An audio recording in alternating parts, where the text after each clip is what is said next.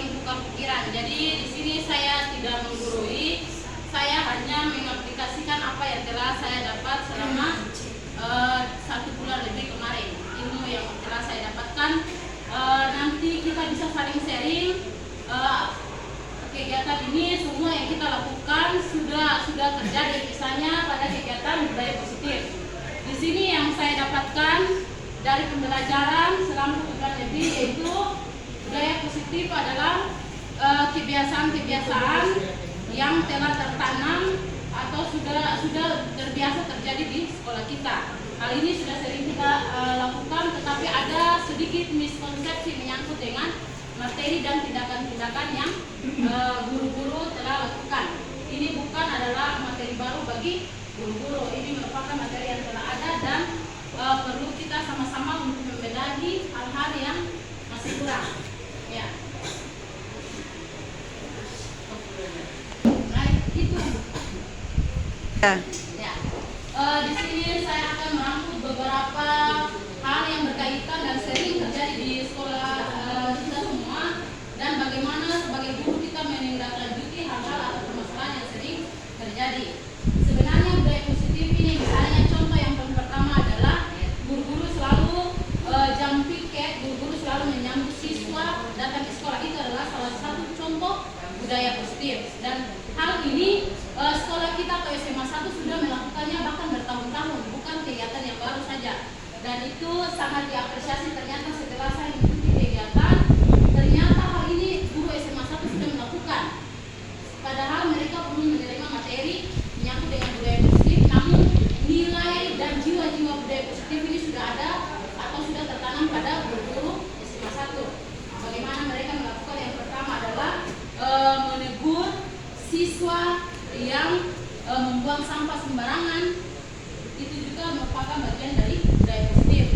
Namun di sini yang perlu saya garis bawahi adalah tambahan adalah ketika kita menegur siswa dalam melakukan sebuah kesalahan. Dalam budaya positif ini ada suatu teori yang disebut dengan teori restitusi. Restitusi adalah suatu teori yang digunakan atau pendekatan yang digunakan kepada siswa yang buat kesalahan. Jadi dasar dari teori ini yang pertama adalah pada dasarnya kembali pada dasarnya bahwa kita guru baik secara langsung atau tidak langsung, kita selalu menganggap kita sebagai kontrol terhadap anak-anak.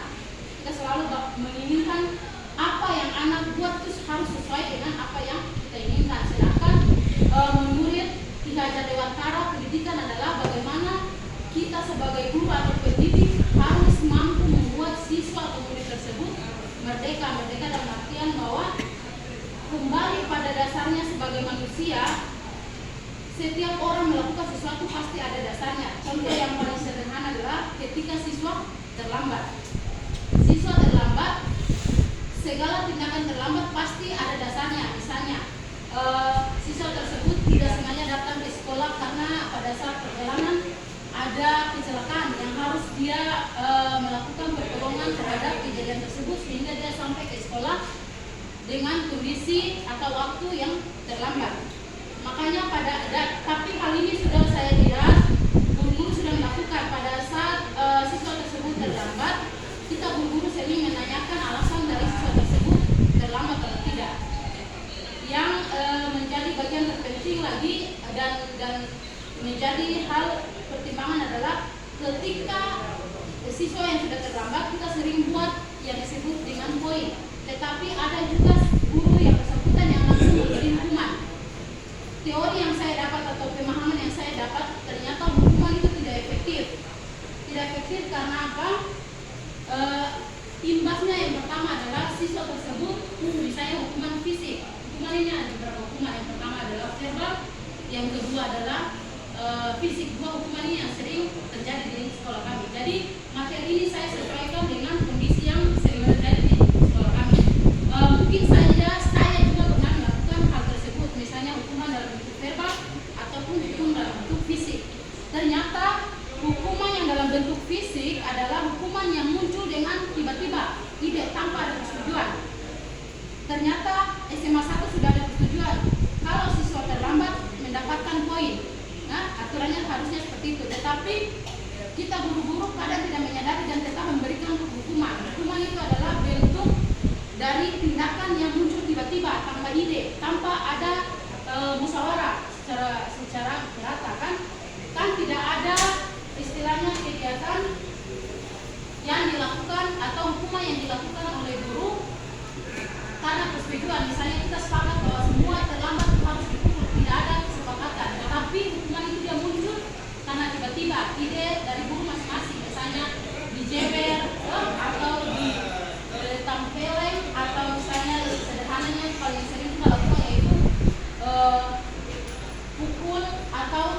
kita melakukan hukuman dalam bentuk fisik. Ternyata itu tidak efektif. Efeknya apa? Siswa tersebut akan merasa dirinya paling bersalah. Yang fatalnya adalah ketika siswa tersebut terlambat, kita tidak menanyakan alasan.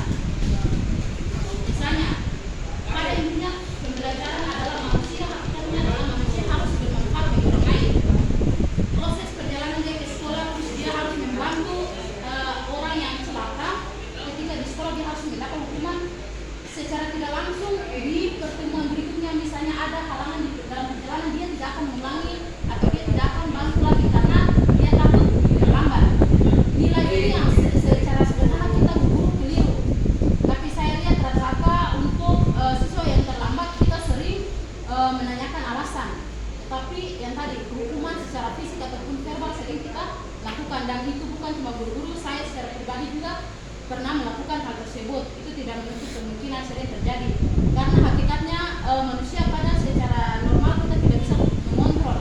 Karena misalnya kasus yang sama, yaitu siswa tersebut berulang-ulang kali melakukan atau disiplin atau melanggar aturan, bukan hanya terlambat, mulai dari tidak membuat tugas, pelanggaran misalnya tidak masuk di jam mata pelajaran, itu juga bagian dari kegiatan. Jadi ada istilahnya restitusi. Restitusi itu yang pertama adalah kegiatan yang pertama adalah bagaimana kita mengidentifikasi apa itu kesalahan.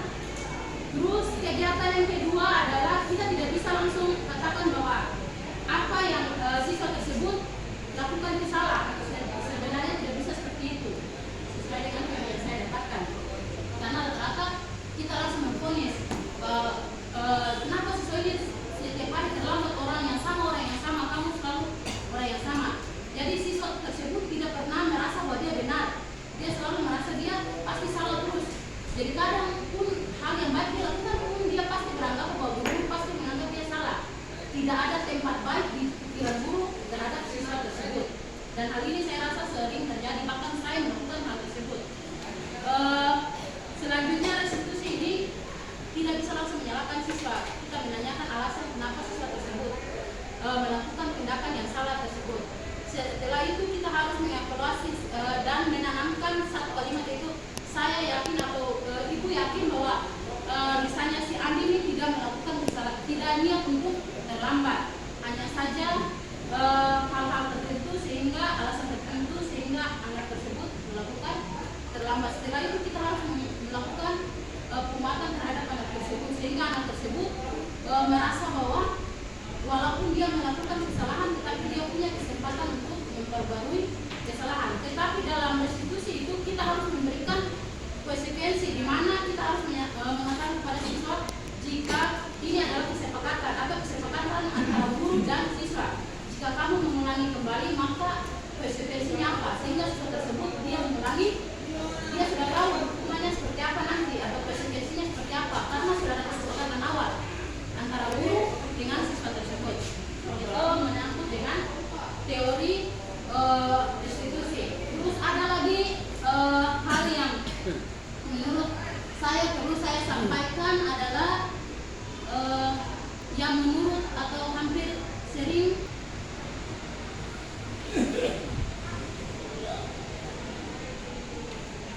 ini motivasi, materi tentang motivasi.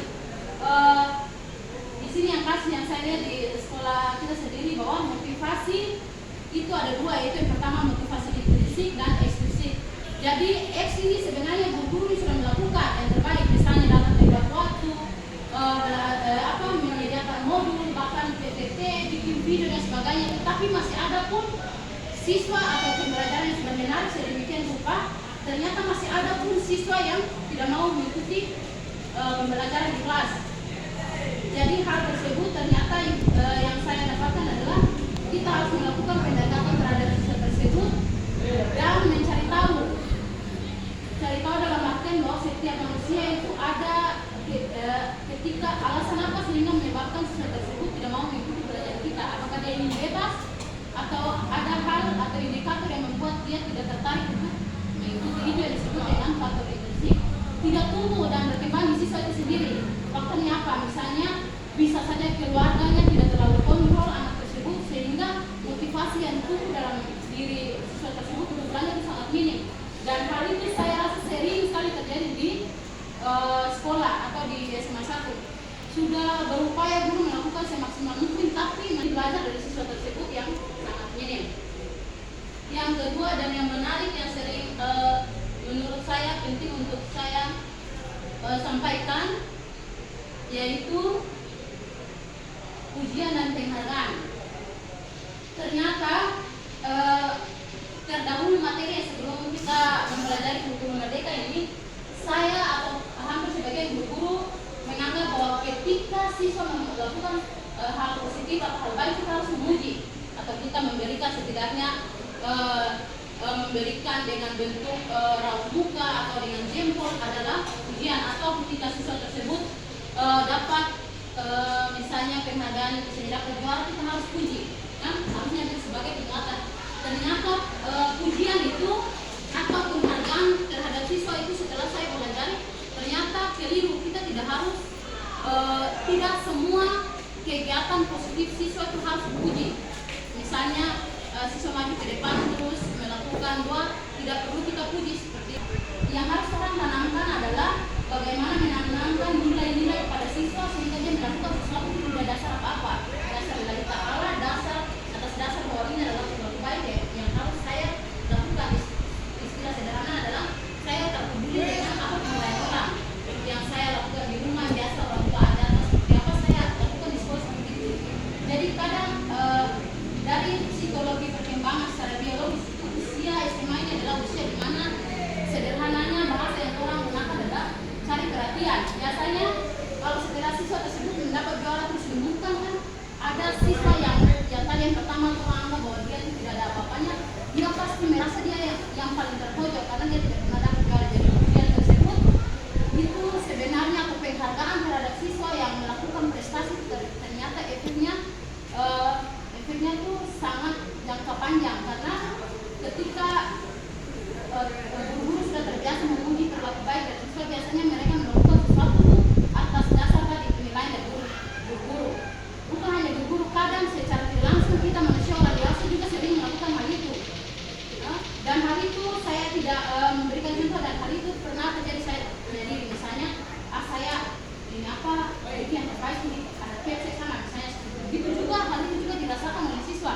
Wah, ada ini saya harus bikin ini supaya saya dipuji. Dasar itu yang harus kita geser, di mana perilaku siswa ini memang yang kita tanamkan adalah nilai-nilai bagaimana sehingga siswa tersebut melakukan perilaku positif itu tanpa ada dasar penilaian orang lain, tapi memang atas kesadaran diri sendiri. Dan hal ini merupakan hal yang susah atau menurut orang adalah sulit, tetapi lebih sulit kalau kita tidak pernah memulai.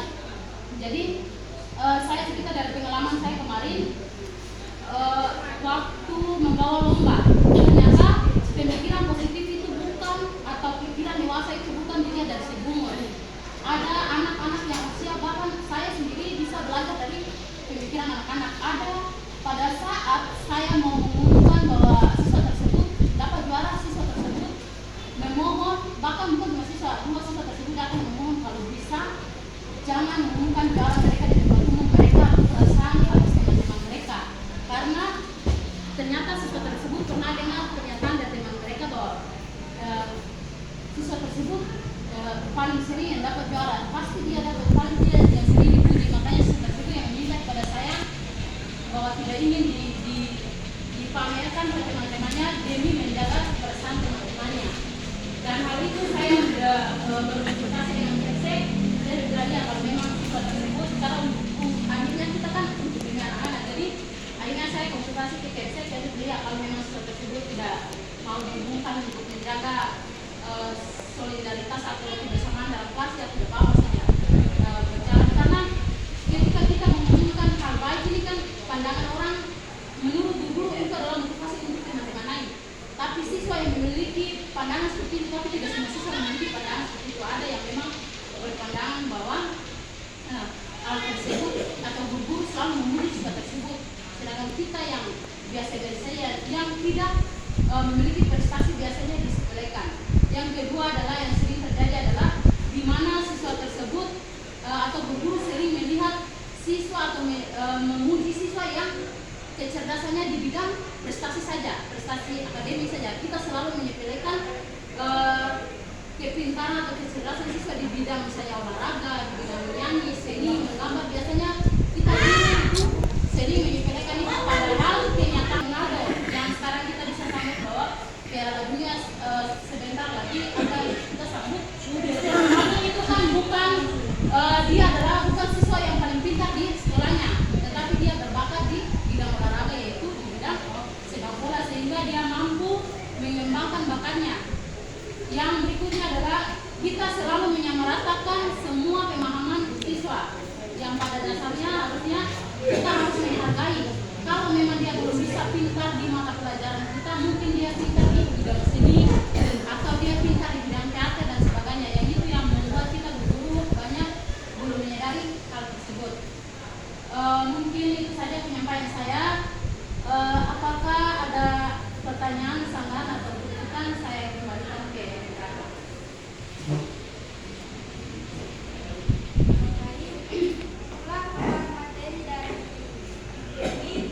Mungkin ada pertanyaan atau sanggahan saran pada Bapak Tujuan Guru, silakan.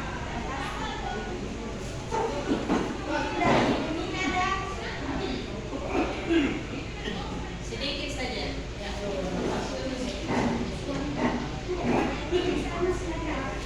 Terima kasih atas kesempatan yang diberikan. Assalamualaikum warahmatullahi wabarakatuh. Ya, terima kasih kepada pemateri telah menyampaikan hal-hal yang menyangkut dengan kita sebagai seorang guru dalam menghadapi segala macam problema peserta didik kita. Tapi di sini yang saya mau soroti saja adalah tentang tadi ada siswa terlambat macam-macam ya. Terus siswa yang berprestasi, bagaimana cara kita memberikan suatu rangsangan yang ternyata selama ini kita tahu bahwa kalau anak itu ketika kita puji berarti dia akan termotivasi begitu. Kemudian kalau teman-temannya yang lain misalnya dia sportif, berarti dari situ dia sebenarnya bisa bercermin, oh ternyata kalau saya berbuat begini pasti akan saya dipuji. Dalam pujian ini bukan pujian seperti hal-hal yang ini ya, tapi menyangkut dalam hal proses belajar mengajar nih. Terkadang saya juga bingung kalau dulu misalnya tuh bilang, ngana pempaya sudah, ngana goblok. Makanya bahasa itu sejak saya masuk mengajar di sini tidak pernah lagi orang guru-guru ini menggunakan kata ngana memang bodoh, karena itu dilarang. Maka kita hanya bisa menyampaikan bahwa oh sudah boleh, tapi masih kurang bla bla bla. Terus kalau memang yang bisa, saya sumpahin jempol, hebat. Coba teman-teman yang lain bikin. Bukan berarti kita memuji dia, terus yang lain merasa jiwa tadi dia down. Dia ini. Kenapa kok kita tidak pernah mau belajar sih? Dia bisa kok, kenapa saya tidak? Bahasa ini kan dulu orang tua selalu bilang, dia bisa disiplin, kenapa saya tidak bisa? Kalau orang seperti yang tadi juga, itu yang soal dalam proses belajar mengajar. Jadi kita nih guru seperti makan buah si malakama. Kalau makan, mama mati, tidak makan, papa mati. Jadi kita bingung nih mau pakai metode apa. Terus kemudian juga dilema juga buat kita nih guru-guru. Katanya di kurikulum berapa itu di nilai rapot itu kan tidak perlu tulis ranking nih. Tidak perlu tulis ranking karena kenapa? Seperti yang Ibu pemateri katakan bahwa nanti akan terjadi kayak anak-anak tuh merasa bla bla bla dan lain-lain, kayak teman tadi bilang, ibu kalau boleh jangan bikin, berarti anak ini bukannya dia kenapa-napa, tapi mungkin ada teman-teman yang kadang begini ya, di satu lingkungan yang orang masuk ke lingkungan yang tidak baik, akhirnya yang baik tadi menjadi tidak baik. Tapi justru susah ketika anak yang tidak baik masuk ke lingkungan yang baik, dia menjadi baik, itu susah. Bahkan banyak terpengaruh adalah orang yang sudah positif harus kembali berbuat jadi negatif. Ini contoh banyak yang orang dapati di sekolah. Jadi sekarang pertanyaan saya, Pertanyaan saya yang menyangkut dengan nilai tadi, apakah sekarang kita sepakat anak-anak itu pakai ranking atau tidak? Dipertanyakan itu lagi. Padahal kalau pakai ranking memotivasi mereka nih, memotivasi mereka. Itu dia. Jadi orang sepakat apa dulu sih yang mau pakai nanti. Kemudian yang masalah terlambat nih, oke, paling banyak masalah terlambat itu memang secara spontanitas orang bertindak. Kadang berbuat ini supaya orang jangan begini. Dan maaf untuk yang terlambat seperti tadi ada kasus kecelakaan, anak itu membantu, oke, kita paham. Kemudian yang bikin orang jadi agak emosi, bukan emosi ya, tapi berpikir nih, kenapa sih anak yang tinggal dekat-dekat saja kok tiap hari kok dia terlambat. Dan anak-anak itu juga yang selalu buat masalah. Segala solusi, segala cara, berbagai upaya sudah kita lakukan toh, sampai kadang itu sampai orang bebas begini. Ini kalau ngana terlambat lagi toh, ngana tak usah ikut. Ibaratnya nonton film nih, ngana beli tiket mahal, ngana tara nonton dari awal, ngana nonton pertengahan. Bagaimana ngana keluar bisa mau menceritakan jalan cerita film tadi. Jadi itulah pengalaman yang memang orang rasakan sama-sama. Jadi bukan tadi hanya sekedar imajinasi. Jadi kira-kira solusinya bagaimana yang terbaik, tips apa kira-kira siswa itu bisa dia ketika sama dengan orang sakit parah minum obat, dikasih 1 kali belum sembuh ke dokter satu lagi mungkin belum sembuh, mungkin ada dokter spesialis yang kasih dosis itu mungkin agak tinggi baru dia bisa sembuh. Itu contoh saja, ilustrasi analogi saja dari saya. Demikian, maaf sebelumnya, terima kasih. Assalamualaikum warahmatullahi wabarakatuh.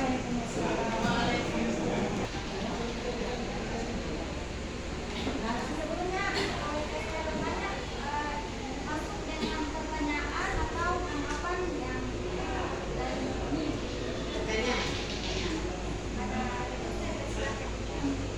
Assalamualaikum.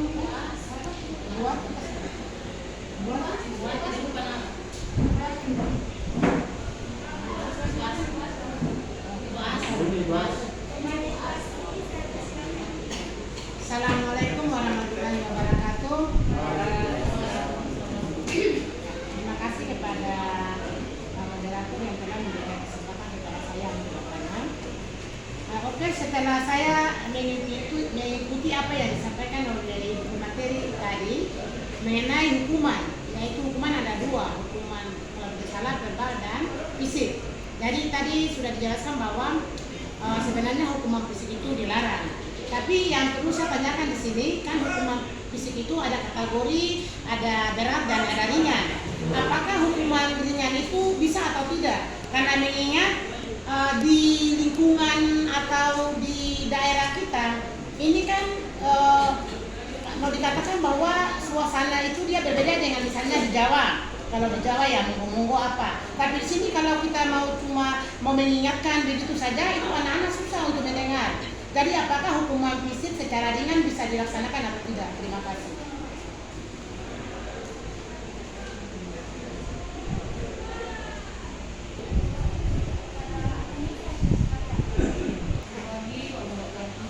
Waalaikumsalam warahmatullahi wabarakatuh. Menurut saya kita sharing ya. Menurut saya dalam satu tangga pendidikan tulisan yang dibuat itu sesuatu yang niscaya ini perlu karena ini adalah lembaga pendidikan, tetapi baik tulisan maupun reward itu proporsional dan harus proporsional. Saya porsi dan jangan sampai menyalahi undang-undang dan aturan yang berlaku sekarang. Terkait dengan ujian, saya rasa itu perlu diberikan karena itu adalah bentuk motivasi. Tapi kita tidak perlu secara vulgar menyebutkan anak yang berbuat kebaikan tersebut. Misalnya ada anak yang dengan inisiatif sendiri lalu dia misalnya membersihkan mengangkat sampah-sampah yang ada di lingkungan sekolah atau membersihkan ruang kelas setelah selesai proses praktikum yang membersihkan sampah yang banyak lalu dengan inisiatif sendiri lalu membersihkan. Saya rasa itu tidak, kita bisa artinya memberikan ujian kepadanya secara langsung kepadanya, bukan di depan teman-temannya. Kemudian nanti disampaikan di depan teman-temannya, tetapi tidak menyebut namanya, supaya dia juga tidak merasa besar kepala karena dipuji dan lain-lain. Tetapi memberikan pujian kepada anak itu saya rasa itu juga perlu, karena itu bentuk apresiasi kita kepada anak atas perbuatan baik yang dilakukan secara spontan. Kemudian terkait dengan penyampaian prestasi juga di rapor itu, memang dari dulu di sini kita mulai dari K13 itu sebenarnya tidak mesti, tidak harus, dan di dalam dokumen laporan pendidikan itu tidak ada kolom untuk menuliskan prestasi, sebenarnya tidak ada kolom menuliskan ranking. Itu hanya inisiatif saja. Sebenarnya dari dulu juga sudah ada pemikiran dan sudah saya sampaikan, cuma belum direalisasikan bahwa juara itu tidak mesti hanya juara akademik, ya. Juara dalam bidang-bidang lain itu harusnya dicantumkan, hingga siswa yang juga berprestasi di bidang-bidang lain itu merasa merasa dihargai dengan prestasi yang didapat. Bukan hanya akademik dan akademik, itu yang lain lagi. Misalnya siswa yang paling bisa juara disiplin. Disiplin di sini bisa ada kategori, misalnya tidak pernah terlambat, selalu datang pagi, kemudian jadi kategori disiplin itu bisa kita bikin beberapa kategori. Misalnya itu tadi, pertama tidak pernah terlambat ke sekolah, kemudian selalu mengikuti pelajaran di kelas, tidak berada di luar kelas ketika berada dalam kelas. Jadi ada beberapa kriteria untuk juara disiplin. Kemudian juara dalam bidang-bidang yang lain lagi, bukan hanya olahraga dan seni budaya, tetapi dalam bidang misalnya sikap dan lain-lain, itu perlu, ya, perlu diapresiasi. Jadi selama ini di raport itu yang dilaporkan kepada orang tua hanya prestasi di bidang akademik, itu perlu diperbaiki. Itu ditambah dengan prestasi-prestasi di bidang-bidang yang lain. Kalau memang mau dilaporkan prestasi siswa ke orang tua dalam penerapan pendidikan. Kalau tidak, tapi tidak sama sekali. Jangan cuma akademiknya saja. Jadi seolah-olah kita ini cuma anak-anak yang pintar di bidang akademik saja yang kita ini. Jadi pendidikannya seperti itu. Bahwa kecerdasan ini ada berapa bidang, bukan hanya akademik saja. Ini itu dari saya. Kurangnya perkenalkan. Assalamualaikum warahmatullahi wabarakatuh. Terima kasih atas mungkin kepada Bapak Ibu dulu, apakah masih ada pertanyaan? Silakan. Ya, saya langsung saja menyangkut dengan pertanyaan atau sedikit masukan dari Budi menyangkut dengan siswa terlambat atau masalah yang sering terjadi dan berulang kali.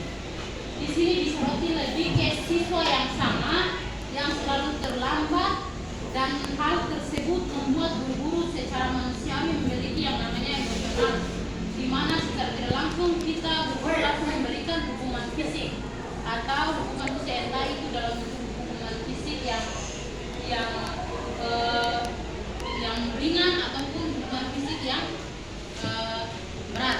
Jadi yang tadi saya sampaikan bahwa sekolah kita sebenarnya sudah ada semacam aturan atau konsekuensi atas apa atau tindakan yang siswa tersebut lakukan. Misalnya sudah ada aturan mengatakan bahwa siswa yang terlambat akan diberikan poin terhadap siswa tersebut.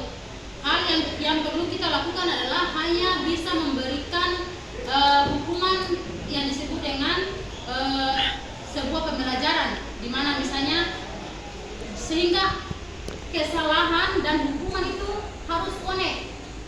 Ketika kesalahan dan hukuman itu connect, maka siswa itu tahu konsekuensi atas perilaku yang mereka atau yang dia lakukan. Kalau tidak connect, misalnya siswa tersebut terlambat, hukumannya lari, itu kan tidak connect antara hukuman atau antara kesalahan dengan hukuman yang guru lakukan. Kan ada poin, SMA 1 kan ada diberikan poin. Jadi poin tersebut ketika siswa tersebut melakukan kesalahan berulang kali, dengan sendirinya atau secara otomatis dia akan terhukum dengan poinnya sendiri. Dan artian kalau sudah sampai ke 100 poin atau poinnya sudah sampai ke 100, dengan sendirinya ada panggilan atau tindak lanjutnya sampai berdampak siswa tersebut bisa saja keluar dari sekolah kita. Makanya kita sebagai guru di sini juga belajar bagaimana kita mengelola emosi kita atau disebut dengan emosional, di mana kita bukan membiarkan tetapi mengatakan konsekuensi atas kesalahan yang siswa tersebut. Misalnya hari ini kamu sudah terlambat, kemarin kamu sudah poinnya 5. Kalau hari ini kamu terlambat berarti poin kamu bertambah berarti 10.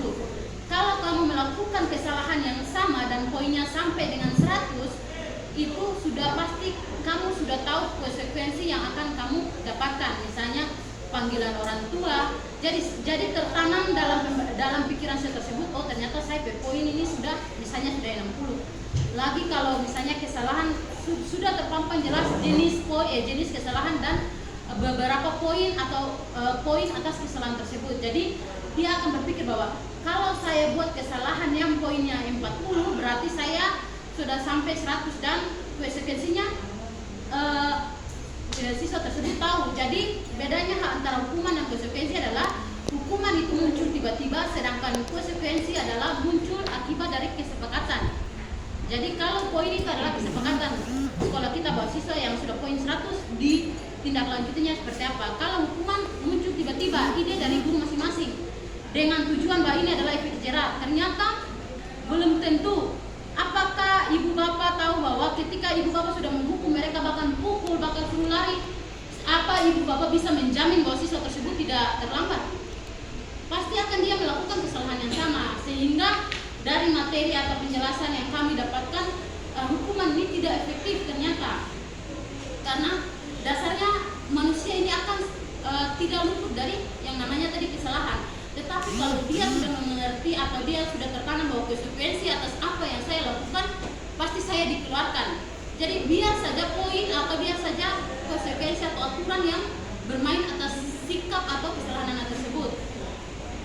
Yang jadi masalahnya adalah ketika siswa itu sudah sampai dengan poin 100, kita harus mengambil keputusan yang disebut dengan berani mengambil keputusan yang bertanggung jawab. Dalam artian bahwa kalau memang kita sudah sepakat dia 100 dia keluar dari sekolah atau 100 dia di depan orang tua, harus melakukan hal itu.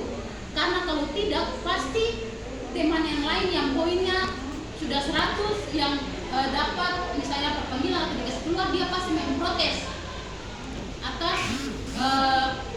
atas kesepakatan yang kita lakukan. Kalau siswanya jeli, misalnya kita selalu melaporkan atas poin, ternyata poinnya jadi masing-masing siswa itu harus menyadari dan harus tahu sampai sekarang saya di SMA 1, saya di SMA kelas 2 atau SMA kelas 1 ini saya poin seberapa. Jadi dia harus tahu kalau dia sudah melewati dan kita tidak tindak lanjuti, ini yang menjadi masalah.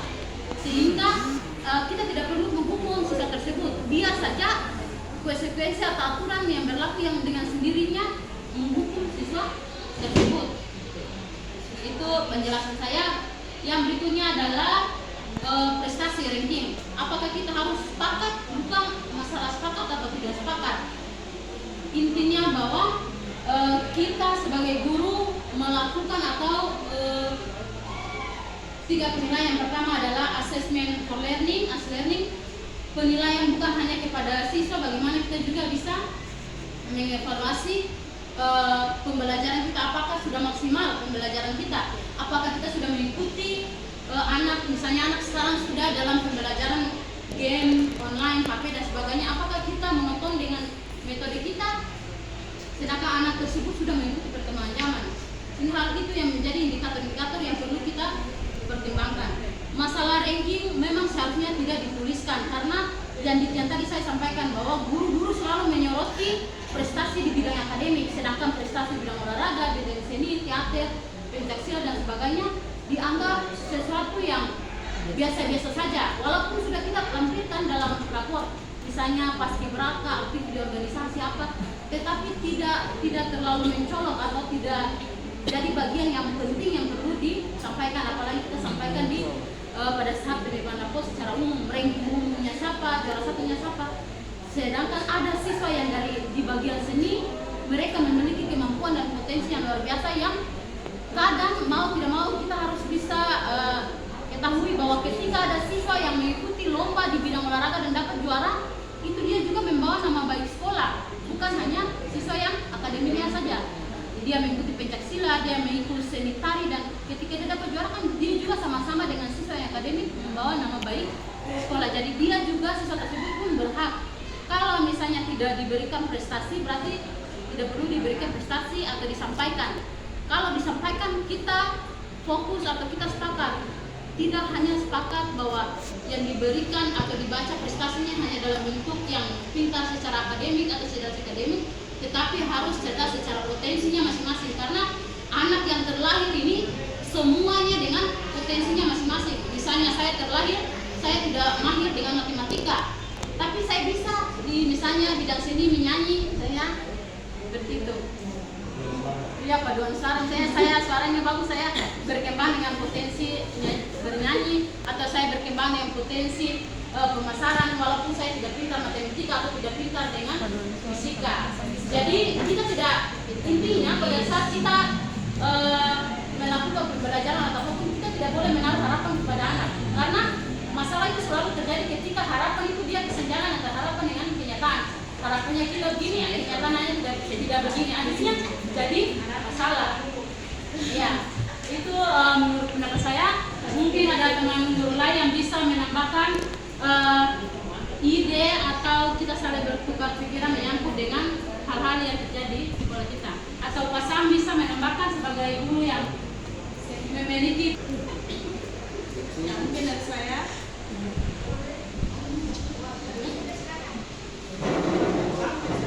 Oke, baik. Assalamualaikum warahmatullahi wabarakatuh. Dari apa yang saya lihat, apa yang saya dengar tadi disampaikan oleh Ibu Nin, Ibu As, dan Ibu Wati. Jadi terkait dengan pernyataan dengan menuliskan ranking di rapor, itu sering terjadi di saat kita membagikan rapor. Di situ saya kalau kurikulum 2013 kan tidak dituliskan, tapi hanya 1, 2, dan 3 itu ada penjelasan dari guru-guru yang lain atau yang lebih senior bahwa tulis 1, 2, 3 saja.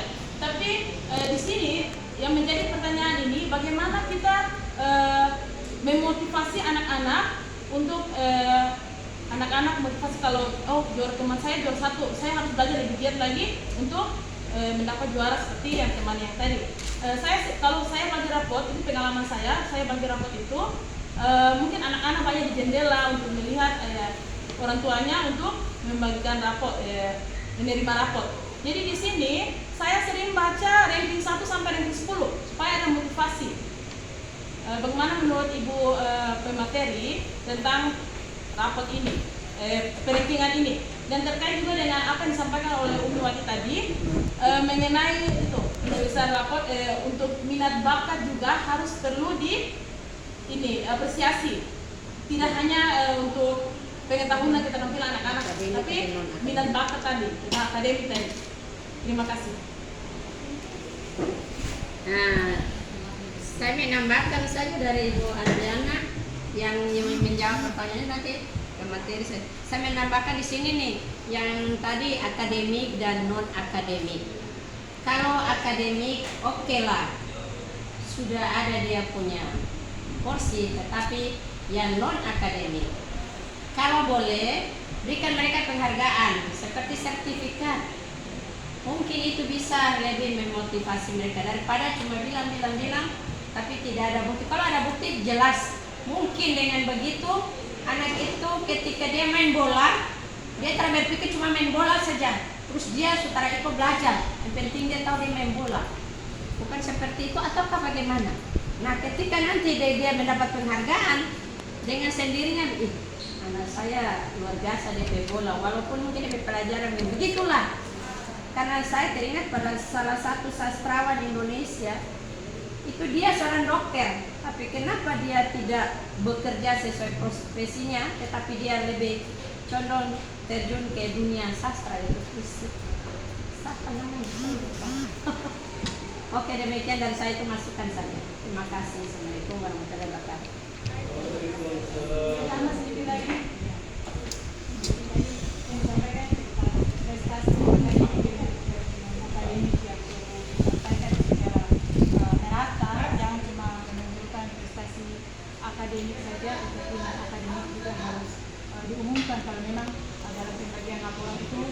mau sekolah mau menyampaikan tentang prestasi siswa. Nah, bagi saya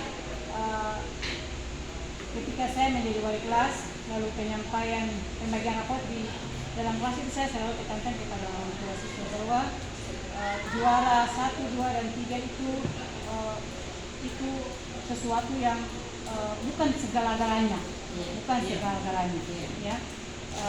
Yang penting bagi kami guru itu adalah membentuk karakter siswa menjadi siswa yang memiliki karakter yang nanti akan berguna untuk masa depan mereka. Makanya dalam penghargaan itu jangan cuma akademik dan non akademik saja, tetapi karakter itu perlu. Makanya harus ada misalnya juara siswa paling peduli, juara siswa peduli ini kan banyak, ya, peduli kebersihan, juara siswa rajin sholat. Nah, itu yang harus kita juga harus memberikan perhatian itu, walaupun memang itu jangan sampai yang tadi disampaikan Ibu Dewi, ya, jangan sampai siswa akhirnya melaksanakan sesuatu tuh karena nanti mau dipuji dan apa-apa. Tapi kita tidak yang saya sampaikan tadi bahwa reward itu juga perlu, sehingga nanti juga ada siswa yang lain juga yang belum ada sikap seperti itu, akhirnya mereka jadi berlomba-lomba untuk melakukan hal yang baik tersebut. Karena menurut saya yang paling utama dalam satu pendidikan itu adalah penanaman karakter yang baik, karakter baik yang nanti akan sangat bermanfaat untuk siswa itu ke depan. Jadi misalnya penghargaan untuk siswa yang paling jujur, siswa yang paling rajin, siswa yang paling disiplin, begitu. Jadi ada beberapa kategori penghargaan kepada siswa di samping penghargaan secara akademik dan non akademik. Mungkin itu dari saya. Tambahan.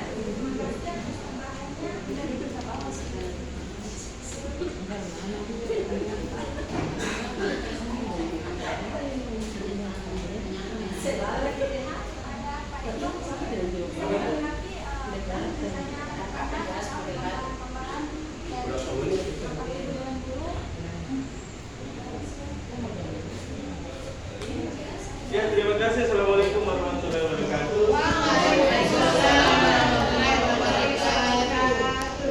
Ya, Bapak Ibu, budaya positif yang digulirkan itu adalah perubahan paradigma yang sementara mengikuti kurikulum merdeka. Ada beberapa hal yang sangat urgent berkaitan dengan budaya positif. Yang pertama itu adalah keyakinan sekolah atau keyakinan kelas yang paling kecil. Jadi Bapak Ibu, tata tertib itu sudah dihilangkan.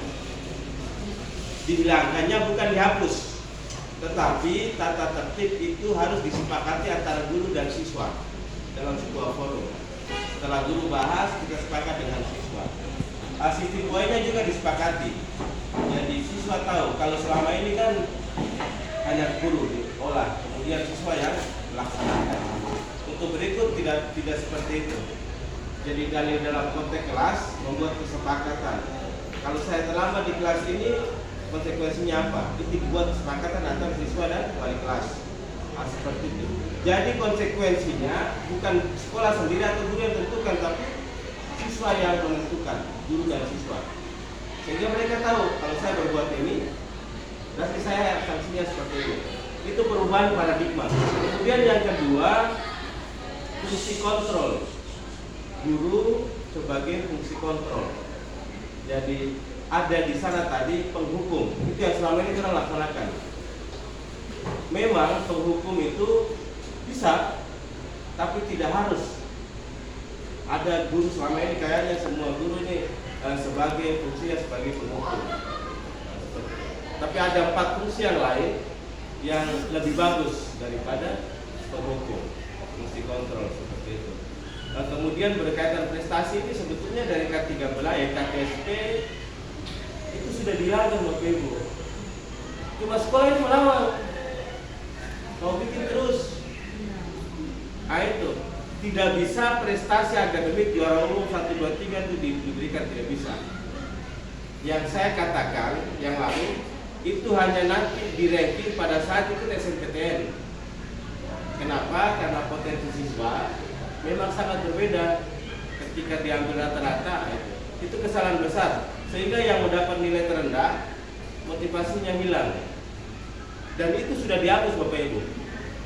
Cuma kita saja yang berbuat. Berikut ini tidak ada, sehingga digulirkan bahwa oh kalau siswa matematika dapat 5 tidak masalah, karena dia pasti unggul di tempat lain. Seperti itu. Walaupun beberapa mata pelajaran merah, tapi dia bisa dipertimbangkan naik kelas, tidak masalah.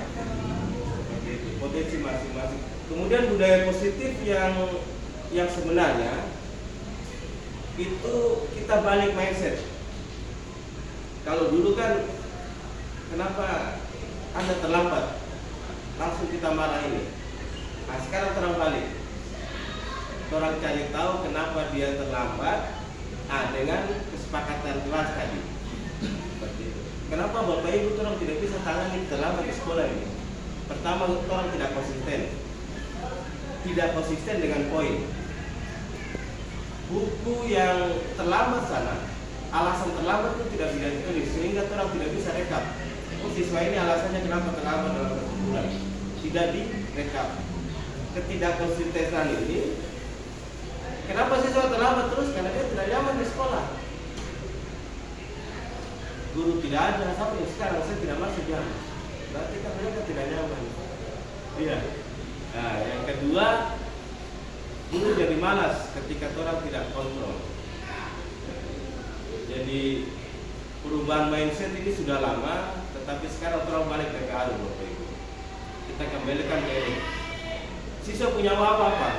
Kalau dia terlambat, berarti konsekuensi. Jadi bukan sanksi Bapak Ibu, konsekuensi. Kita balik mindset. Ketika kita bicara hukuman atau konsekuensi, siswa ketakutan. Tapi kalau kita bicara tentang apa konsekuensi ya? Apa sebab akibat itu? Hukuman atau perbuatan yang dia lakukan karena kesalahan sinkron dengan apa yang dia lakukan. Kalau dia tidak buat tugas, ada salah satu contoh orang ilustrasikan begini. Ketika siswa satu terlambat karena dia sibuk mengikuti kegiatan mewakili nama sekolah, dia tidak buat tugas. Tetapi pada akhirnya bukan hukuman. Dia berjanji pada saat istirahat dia membuat tugas untuk pemudik. Itu tergantung gurunya. Kalau gurunya setuju ya setuju. Yang penting ada kesepakatan di situ. Jadi tidak berbalik ini tujuan pembelajarannya. Karena kalau kita hukum dengan yang lain, dia kan tidak dapat nilai, baru dapat hukuman. Kalau hukuman semacam itu berarti kan sama-sama senang, siswa senang, kurang lebih juga administrasi terpenuhi. Itu saja Ibu, terima kasih banyak. Assalamualaikum warahmatullahi wabarakatuh.